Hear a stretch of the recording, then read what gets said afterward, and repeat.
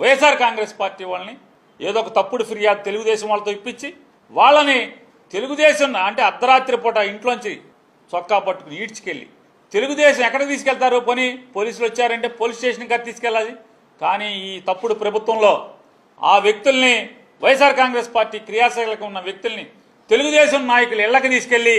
అర్ధరాత్రి పూట తెలుగుదేశం నాయకులు ఇళ్లకి తీసుకెళ్లి వాళ్ళ ఇంటి దగ్గర మోకాళ్ళ మీద కూర్చోబెట్టి తెలుగుదేశం నాయకులతో కొట్టించి వీళ్ళు కూడా కొడుతూ పార్టీ మళ్ళీ జెండా మోస్తావా, పార్టీ మళ్ళీ తిరుగుతావా అని చెప్పని ఈ రకంగా చట్టాన్ని ఏ రకంగా తొంగలో తొక్కుతున్నారు, చట్టానికి విలువ లేకుండా చేస్తున్నారు, పోలీసు వ్యవస్థని విలువ లేకుండా చేసిన పరిస్థితులు. ఇవాళ ఎంత చెడిపోయిన పరిస్థితులు మనం చూస్తున్నామంటే ఇవాళ క్యాబినెట్ మీటింగ్ జరిగితే ఈ రాష్ట్రంలో ఇప్పుడు దాకా ఒక 100 పైచీలకు సుమారుగా హత్యలు కానీ ఆడపిల్లలు కేవలం